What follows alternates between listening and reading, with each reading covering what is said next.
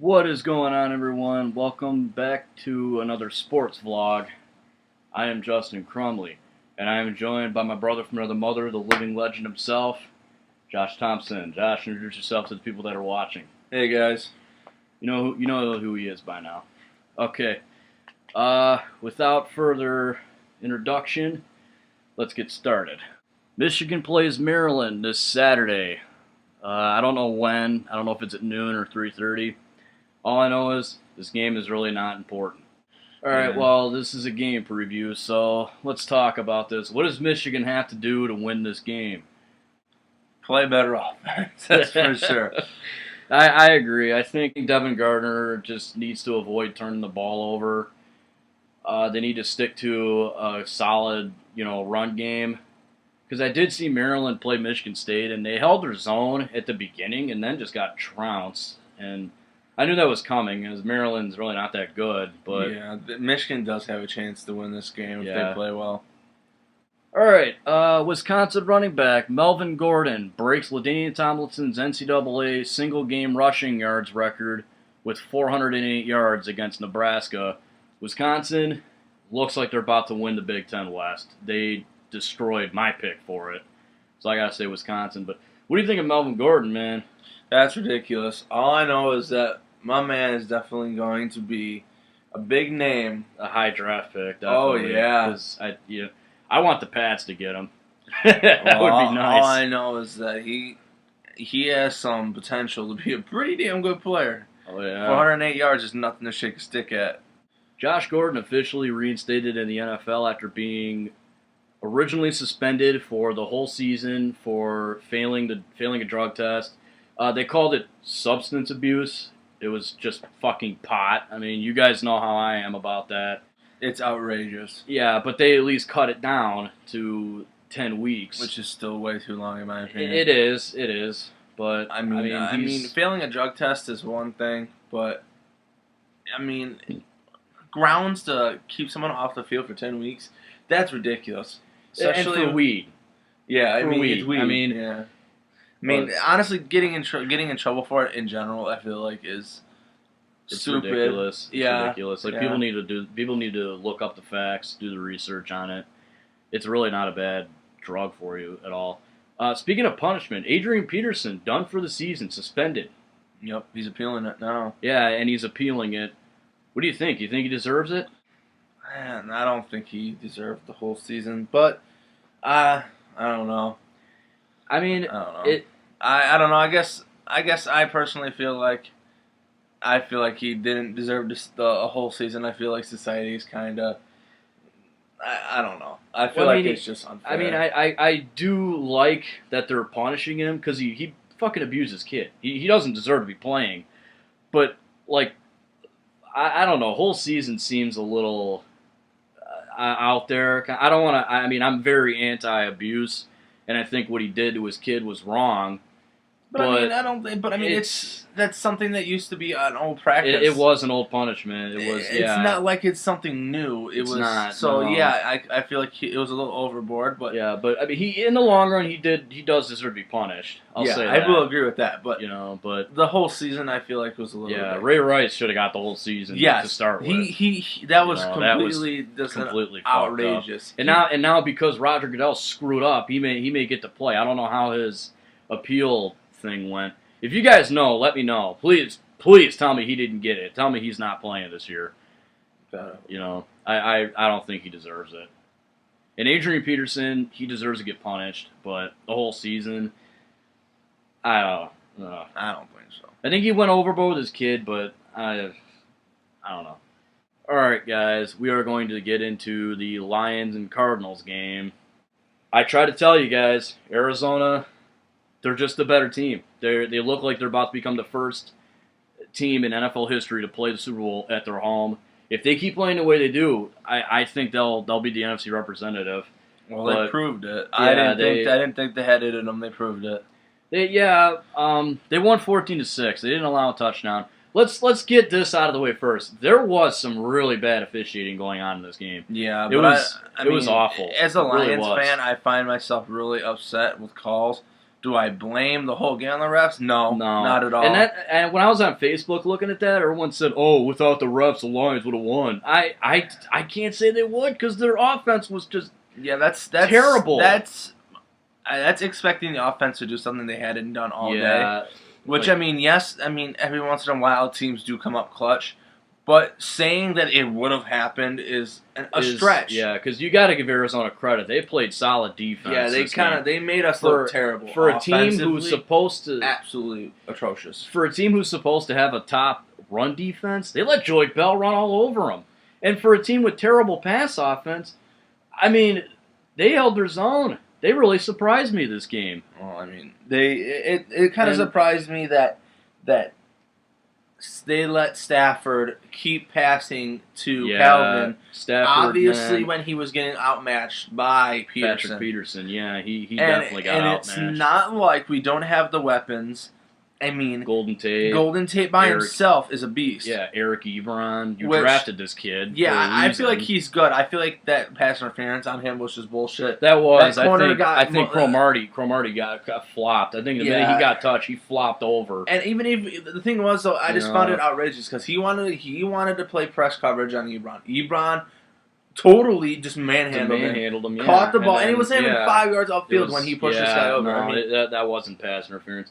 I did see a call on a pass interference on the Lions that wasn't called, so you could make the argument, but there were definitely more calls in Arizona's favor. So, but I'm not going to say it was the Lions versus the refs. It was the Lions versus the end zone, and the end zone won because the Lions didn't touch it. What I feel like the biggest call that really put the nail in the coffin, Larry Fitzgerald on that. That wasn't even the. Honestly, I feel like when they called back that punt return, the game was over. Too. That was bullshit. It was so deflating that a totally flopping offense already. It took every little, even just a little bit of wind that was in their sails, it was gone. They came out flat. They got. I agree.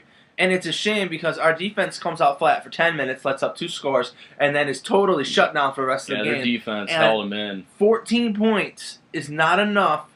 Matthew Stafford can throw for yards and yards and yards. Yeah, but he can't find a way to get us in the end zone. It's like anytime he gets the red zone, literally burns him. Yeah, I don't know what it is. There is no clutch in this man at all. No. And you can argue, but he's brought us back. But against teams that were terrible. He brought us back against teams New Orleans that we shouldn't have been losing to in the first place. New Orleans, and Miami. It made it obvious when he played against teams that are good, that have good defenses, he is totally shut down. Yeah. And it kills us because then we have to run the ball against the second best rushing defense in the game. Yeah. And it makes our totally terrible run game even worse. And the game was totally lost as soon as they scored those 14 points. Yeah. Drew Stanton didn't even play that good either. He was decent. He played good. If he would have got injured, at the end of the first quarter, everyone would have thought he would have threw 8 touchdowns on the freaking line. Yeah. But he looked like a superstar at first. Yeah, teams were. I saw people on Twitter like, Lions about to get freaking blew out, and all of a sudden, 2 picks later, everyone's on their dick again. It's that's the one thing that drives me nuts about Detroit fans. For a lot of them, they're hop so off the back bandwagon and forth. as soon as the Lions hit adversity, and it kills me. People call me a bandwagon fan because I'm a Pats fan. I've been a Pats fan since 2001. It just drives me nuts. As soon as the Lions went 0-16, everyone hated them. Yeah, everyone. As soon as they looked decent, everyone loved them. Yeah. And then when that season when they went 6-2 and they just died, everyone was on their dick. And as soon as they lost, 2007 they did that. It was the year before the 0-16. Then they did it last year. They were 6-3 and they just died. Yeah, and everyone. And now they're 7-3. Who's to say they won't do it again? I hope not. I really don't want them to either. Nonetheless, what it comes down to is that we got to go on and move forward because if you go in dwelling about this loss, going in and playing New England will beat you up. They'll get massacred. So you can't win football games looking back. Got to pick your dick out of the dirt and let's get the fuck going. Let's go. Yeah. Okay. Well, speaking of New England, they destroyed Indianapolis 42-20. there's three things that stood out to me. New England's run defense. They have sucked all season. They played Denver. They only give up 44 rushing yards. They played Indy. They only give up about 40 rushing yards. Well, to be fair, Indy's rush offense is not really. Yeah, they're not that. Actually, they have the number one offense total in the game. Yeah, because of Andrew Ahmad Luck. Bradshaw. Yeah, Andrew Luck. Ahmad Bradshaw's a good running back.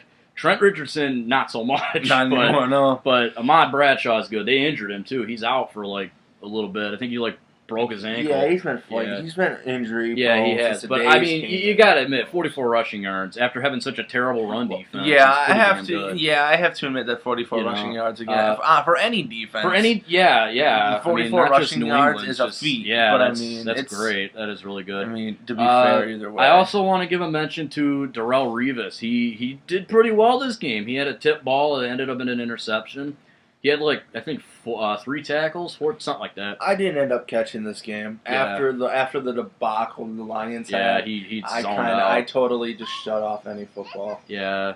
Well, I'll say this: Tom Brady looked like crap in the first half, and you know me, man. I'm a Tom Brady guy, and yeah, you were texting me. I was telling you, it was like, dude, Brady looks like crap, man. This is starting to make me freaked out. What I'm starting to notice is a theme for Tom Brady is that he plays really well for a couple weeks, and then he plays really bad for a couple weeks. The second half of the game, he played good. He was I don't know what it is. It's like sometimes he's really just, in his zone, and sometimes he's not but, on the football field. But the fact of the matter is, New England always finds a way to win. And the biggest thing that stood out to me in this game was Jonas Gray.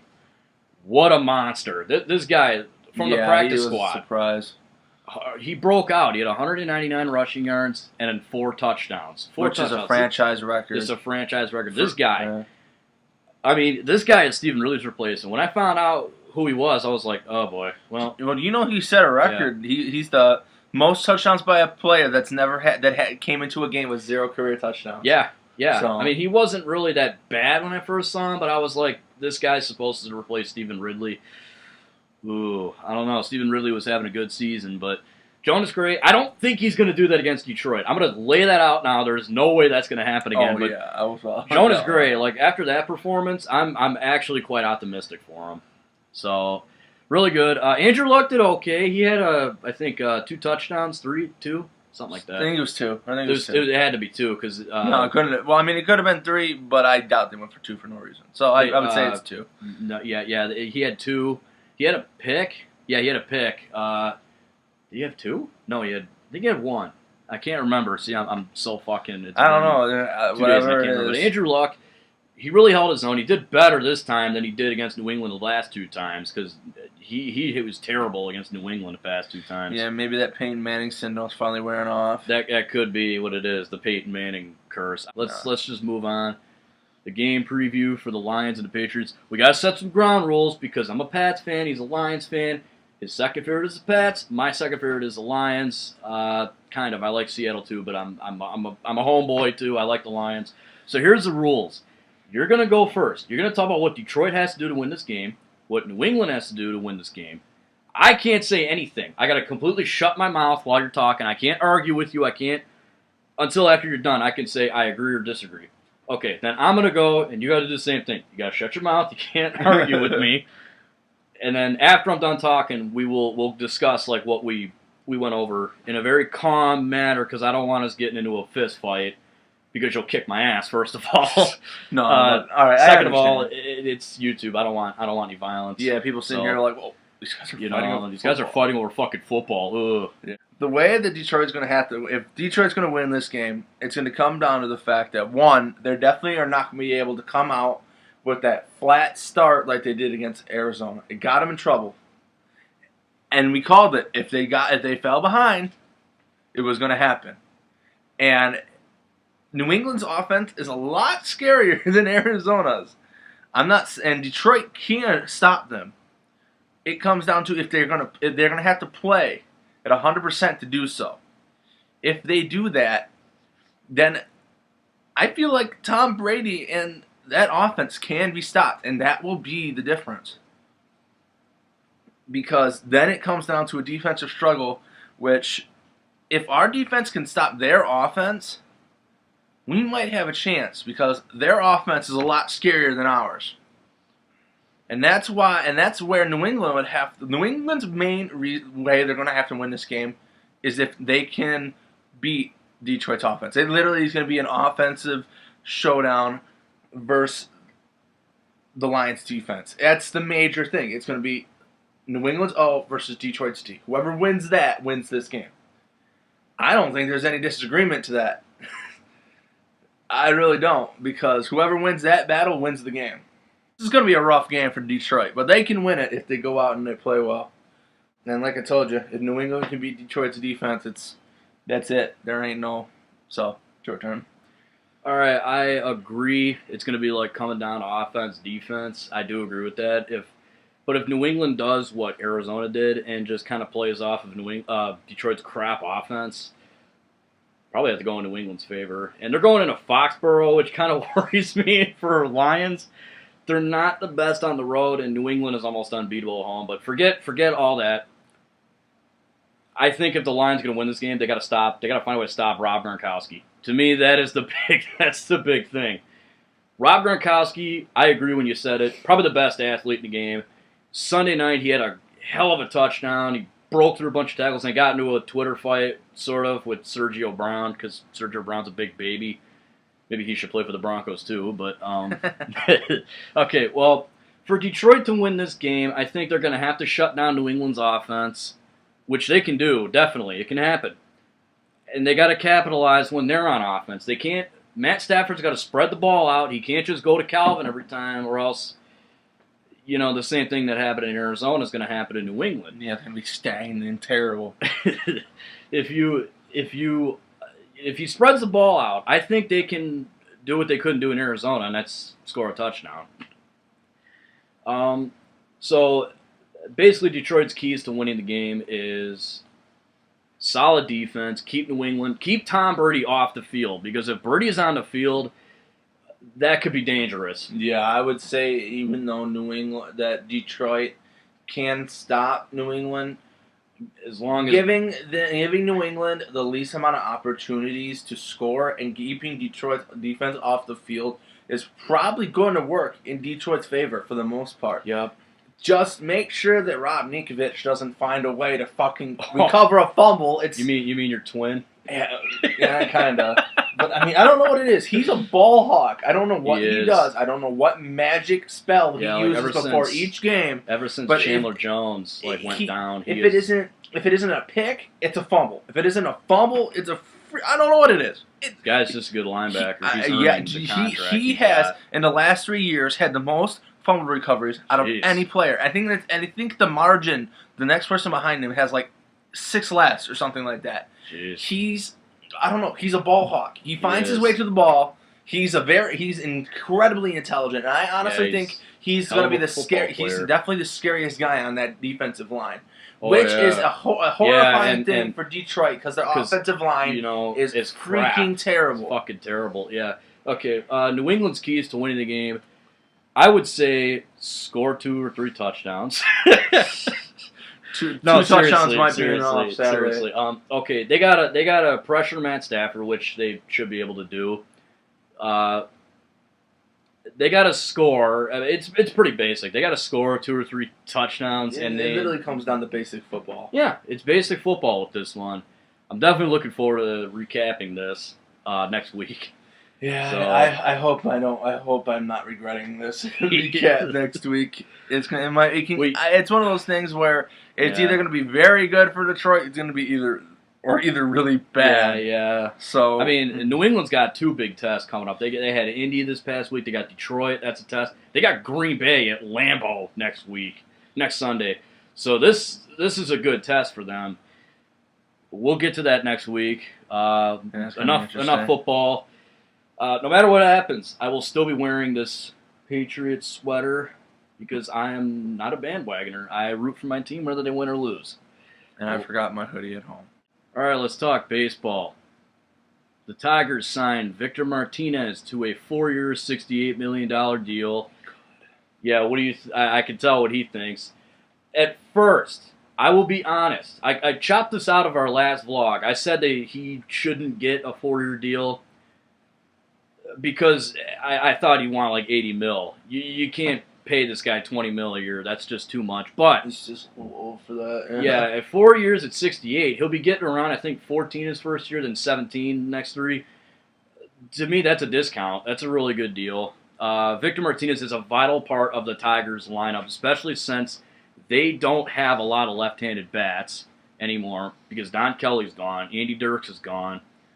They brought in Anthony Gose. We'll get to that later, but I really do like this deal. I love Victor Martinez. I may have to get a jersey now. I already have Kinsler. I got to get another one in case that Kinsler gets dirty or whatever. So yeah, 4 years, $68 million. Actually, Tigers fans, I want to ask you, what do you think of that? Do you think the 4 years, $68 million was good, or would you, prefer them to go? Would you have preferred them to go somewhere else? That brings me to Torrey Hunter. He's not coming back. I mean, I love Torrey Hunter. He's a funny guy, decent player. But after Victor Martinez was signed, I was just like, you know what? There goes Torrey Hunter. There's no reason to bring this guy back. He's 39. He's not a fielder. He's he not. used to be. No, his outfielding skills are terrible. He's just old. He's reaching his point. He wasn't mad that they didn't sign him back. He was actually quite happy with his time in Detroit. I imagine he'll probably go back to Minnesota, probably retire a Twin, which is where he started. So that's who I've heard is interested in him, is the Twins. Yeah, fair enough. I would say this. I would probably go there. Yeah, and he ain't gonna get much more than maybe 1-2 year deal. So yeah, I mean he's an old man. Yeah, but I love Torrey Hunter. Don't get me wrong. I just didn't want him to come back. And apparently the team is interested in Melky Cabrera. You know who that is? Melky Cabrera? For the most part. Yeah, he's a switch-hitting outfielder who, which would work out just fine for the Tigers. Good for us. He's got some power in his bat too. So there we go again. Another they can always use another power bat. Well, besides. anytime you say someone's a decent outfielder, I'm like, yeah, that's a great addition. It doesn't even have to be a good bat. Because I don't know much about his fielding skills, but I do know he's a pretty good bat. He was in Toronto for the past 3 years, and from what I've heard, he could come at relatively cheap. So that could work. That comes in at cheap is nice. That could work definitely. The cheaper the better. So if they do it, I will be happy. I will welcome him with open arms. But I do think they need to sign. I think what they're going to do with starting pitcher is they're going to bump like Lobstein up, which, for better or for worse, or lack of a better term, I should say, is probably a good idea. I think Kyle Lobstein was really good last year. I think he showed that he's somewhat ready, but you never know. He could end up, having a blowback season, as I like to call it, where you look really cool in your first season, you're really good your first season. And then you suck in your second season. You have a blowback, pretty much. But I don't know. Because they're not going to sign Scherzer back, unfortunately. Sadly. That's my Tiger. Yeah, that's his favorite. But you know what? He's going to cost a lot of money, so they can't take another big contract. It's a shame because... Hey, he's a great pitcher. He finished fifth, and he finished like fifth, I think, in Cy Young vote, so not bad.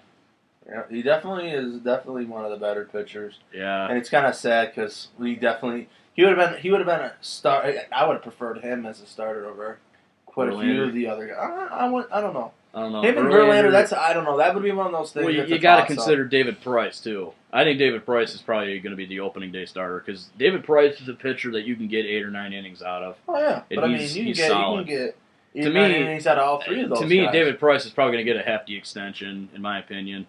In my humble opinion. All right, moving on. Tigers re-signed relief pitcher Joel Hanrahan to a minor league contract with an invite to big league spring training. You know who that is, right? Yes. Okay. What do you think of this? Do you like it? Do you hate it? Not sure what to think. I'm not too upset because it's only a minor league contract. Yeah, he's only... And they're trying him out in spring training. It's not like we're not bringing him up right away. Yeah. So, I can't be upset. If he doesn't work out, then worse comes to worse, all it was a minor league contract. So, if anything, I'm happy because what they're doing is they're trying to find these guys and make them work. So, if anything, any kind of trying to make our bullpen better is a fine move in my part. I think any arm of the bullpen will work. I really like this because Joel Hanrahan, when he was in Pittsburgh, 2 years, he had 76 saves for the Pirates in 2 years. He went to Boston in 2013. He had a pretty good season until he blew his arm out and had to get Tommy John. Oh, okay. So he had a year, this whole year with the Tigers, he was just recovering from Tommy John. Now he's back at low risk. He's only making like 1.3 some mil. So, really, that's it? That's yeah, all they signed that's him? all. That's all they signed him to. Well, it's a that low makes me risk. feel even better. It's a low risk. And I'm hearing that he's a great. Yeah, player, he's man. damn Cool. good. He was a closer. So now you have Joakim Soria, Joe Nathan, and Joel Hanrahan. You have 3 different guys with closing experience. So if Joe Nathan takes a shit like he did this year, you could fall back on Soria or Hanrahan. I agree. Joe Nathan's, he was just crap. What is it with Detroit and wanting to have their closers give their fucking their home teams a heart attack? It's not funny. Valverde, after his stellar 49 for 49 season, which was also horrifying. I remember a couple times when you were sitting there at the end I was of the like, season, I remember you and me I was like texting him when me and Vinny were hanging out watching a game. I was like, dude, this fucker just loaded the bases with 1 out. We are fucked. And find a way out of it somehow, Yeah, but it doesn't make me feel any better. No. That's another question I want to put to you guys. Do you think signing Joel Hanrahan was a good or bad thing? I think it's good. He thinks it's good. There you go. Okay, Tigers trade top prospect Devon Travis. His name's pronounced weird. It's like Devon or something. Devon, something like that. Devon Travis, Devon Travis to the Toronto Blue Jays for outfielder Anthony Gose. I don't think you're familiar with Anthony Gose, are you? I mean, you told me about him, and from what you've been telling me, he sounds like a good player. So. He's a great outfielder. He's like a vacuum in center field. He's really good. He makes plays. He's got a cannon for an arm. Here's my problem with him: his bat.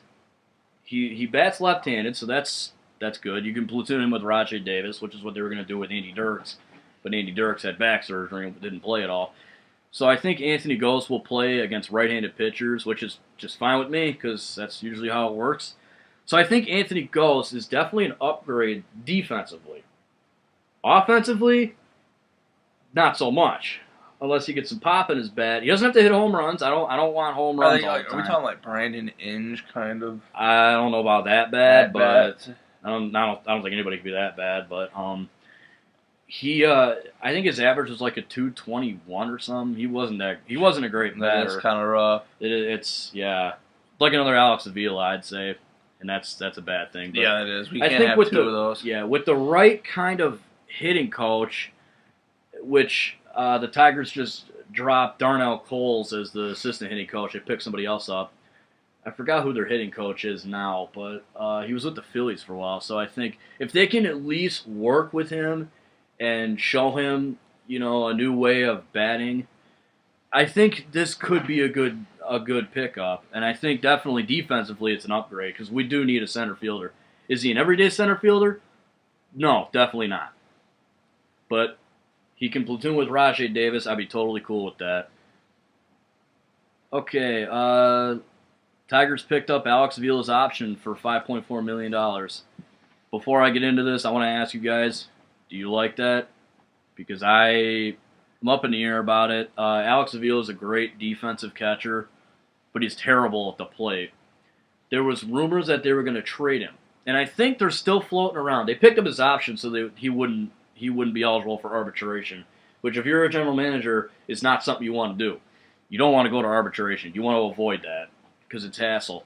But they did this I think that's why Dave Dombrowski has never gone to arbitration. He's like one of the only general managers that hasn't. And I think that's why he did this. I want to see James McCann. With the Tigers.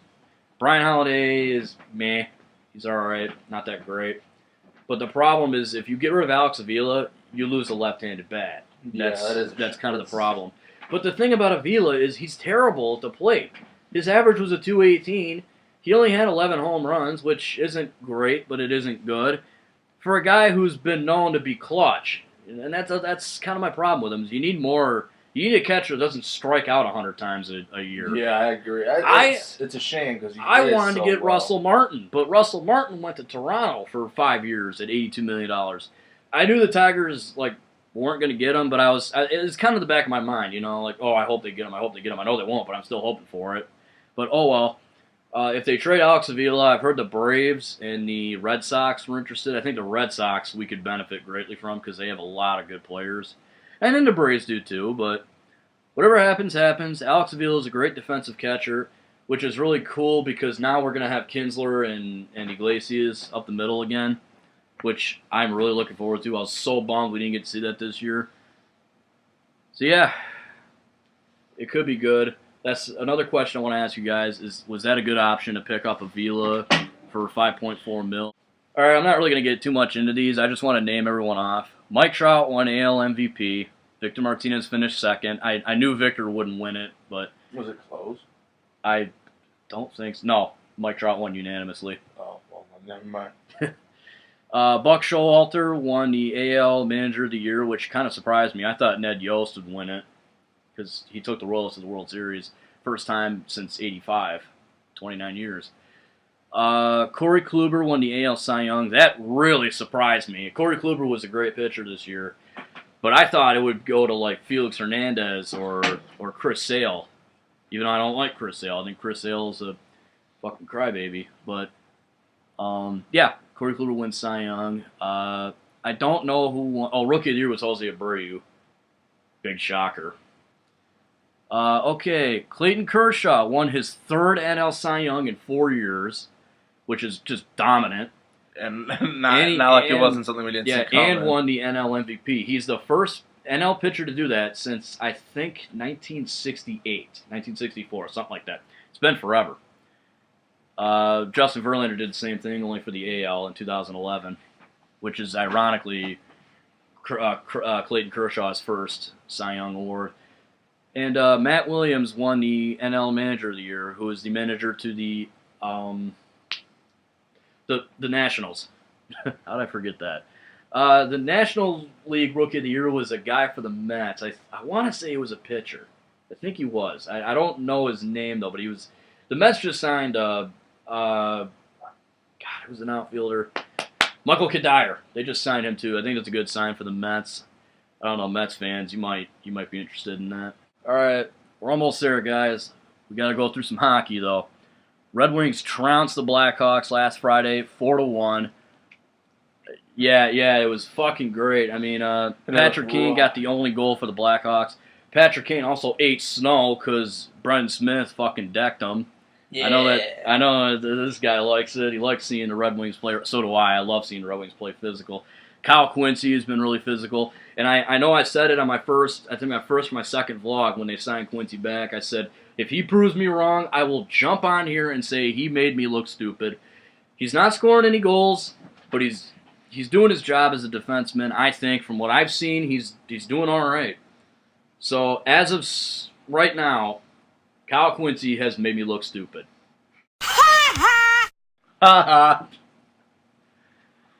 Here's the bad news about this. They lost to the Canadiens 4-1 on Sunday. They got totally trounced. Riley Sheahan finally got a goal, so that was good. But the Red Wings, this is the worst game I have seen them play all season. They weren't physical. They couldn't capitalize on the power play. They didn't even look like they knew how to play hockey. They just got totally outplayed by Montreal. And Montreal's a great team. I will not deny that. But the Red Wings, in my opinion, are one of the more dangerous teams in the league because nobody gives them any respect. And this was actually the first regulation loss they had since November 4th. They play Columbus tonight. I will get back to you guys. Me and him will, more than likely next week. We'll get back to you with that. I was looking at the schedule. They got Columbus tonight. They got Winnipeg on Thursday, Toronto on Saturday, and Ottawa on Monday. So I'm gonna have to we'll cover 4 games for you guys. Yeah, we're gonna be covering all 4 of these games too. And then they got Philly the next day in New Jersey, Friday, and then Vancouver on the 30th. So only 3 more games after that. But we're gonna be busy next week, 4 hockey games. But we're gonna do it because we love you guys. Hell yeah. All right, let's talk basketball. Pistons blew a 10-point lead against the Wizards, and they lost. They beat Oklahoma City in overtime, 92-87, which was cool because they only allowed 5 points. 5 against Oklahoma City in OT. Yeah, we talked about that. Yeah, and then they lost to the Magic last night, 107-93. They didn't have a big lead on the Magic. I did watch some of it, but I was mostly watching football and the Michigan basketball game. It's a shame. But the Pistons, you know what? They're not looking any better than last year. It's a Pistons blowing leads and shit. You got to hold on to them. I mean, I don't know. I just hope Van Gundy can straighten this shit out and they can start winning games again. I hope so too. All right, let's talk Michigan basketball. They kicked their season off with a win over Hillsdale, which they didn't really blow them out, but they beat them pretty heavily. Last night they played Bucknell, and let me tell you guys, I turned on the game. It was 49-17 Michigan. I turned it off right away. I said, this game is already over. I mean, they manhandled Bucknell. It was amazing. They're number 24. I don't know why they're so low. They've been really well. They played really good in basketball. That's all right. As soon as conference play starts, we'll be happy. Michigan State fans right now, Michigan State's been dominating football. Basketball, it's a whole other story. Michigan's been doing a lot better than Michigan State. The roles have changed. It's kind of weird, but they have. Yeah. I'm not going to take anything away from Michigan State and Tom Izzo. I think Tom Izzo is a great coach, but I think Michigan's they got something better going on in basketball. That's really all there is to it. It's kind of odd, but hey, take what you can get. Okay, guys, that's all we have for you today. Hit us up on Twitter. I am at Cujo06241. He is at TomJosh69. If you like what you see here, you want to see more, hit the subscribe button. For Josh, the living legend Thompson, I am Justin Crumley, and this is Cujo06241, signing out.